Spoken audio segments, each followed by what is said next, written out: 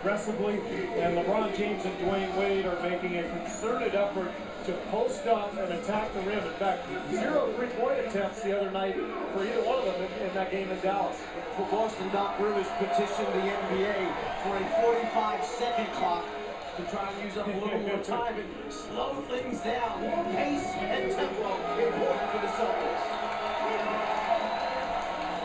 Dwayne Wade looking to pump up the crowd even more so. The officiating crew, Dick Bavetta, in his 37th season. He has ref more games and for more years than anyone in the history of the NBA. Dick working with Dan Crawford and Alandis Poole, and we are set. Celtics controlling the opening tip. 2,499 consecutive games for Dick Bavetta tonight. Allen draws the foul. He was hacked in their season opener Sunday afternoon at Madison Square Garden. Fouls on Joel Anthony. Celtics lost to the Knicks in a high-intensity game. What a performance by Carmelo Anthony, who was just sensational. 37 points, 17 in the fourth quarter.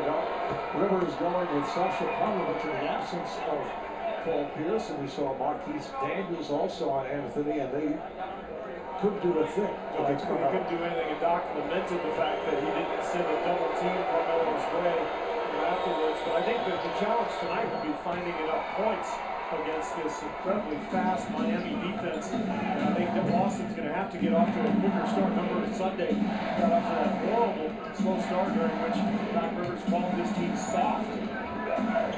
Bosch, a low-key performance the other day against Dallas in foul trouble.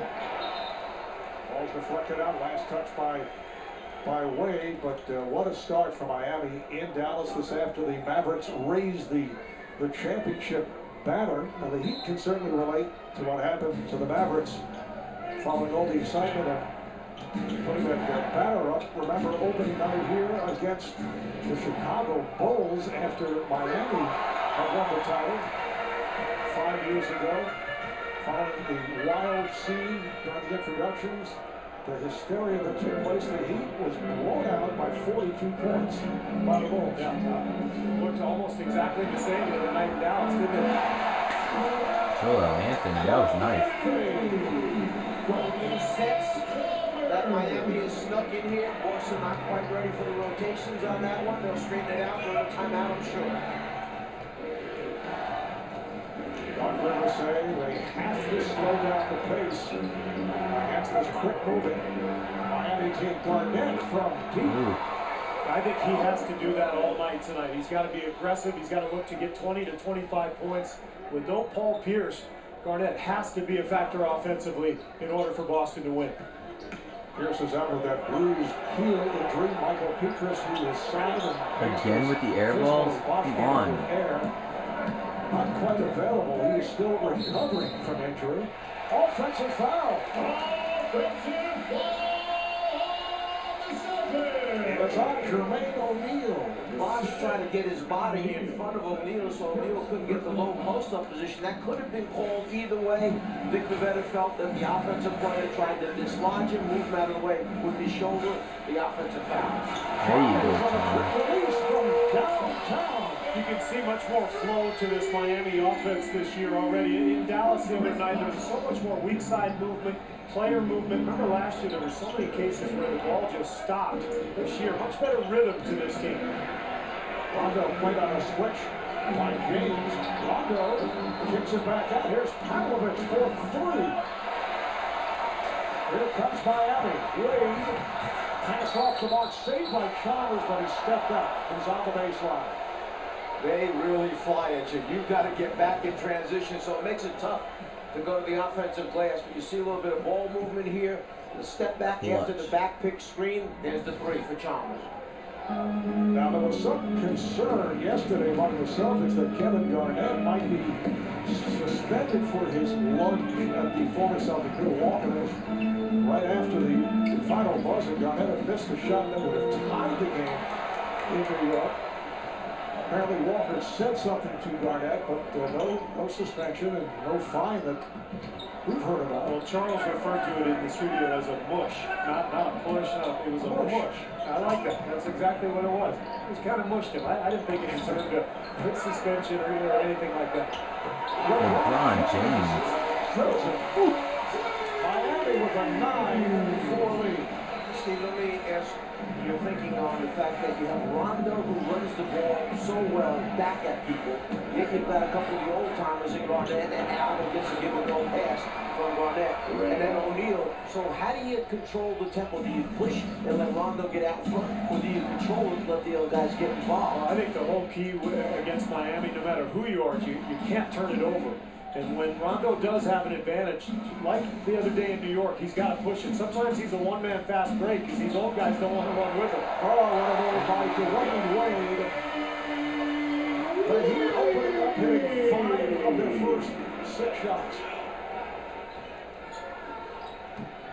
Pavlovich for 3.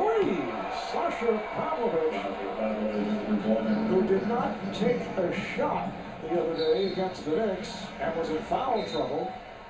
And now Pavlovich is called for that foul. You see the isolation in the middle of the floor. Wade starts left, and then when he spins back, just too athletic for Allen at that point to defend him. Watch how deep he gets on the pullback move. He's inside the broken line area. It's like a layup.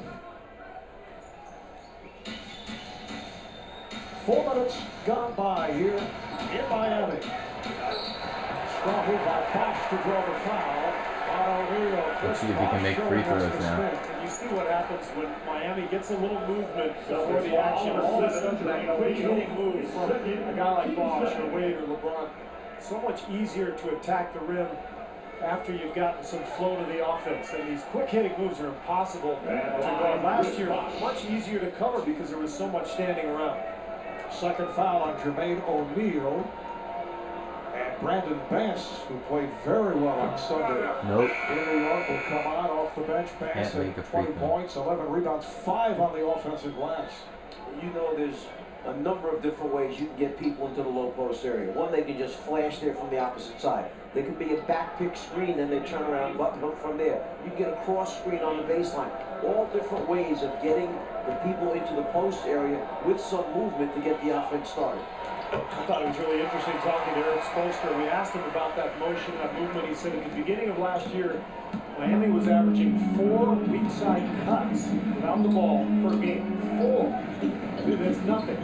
First 2 games in the preseason and the first game against Dallas, they're averaging 15. So a much different look offensively. Pavlovich's pass picked off. Here comes LeBron. Oh, shit, he just got stuffed on. Oh.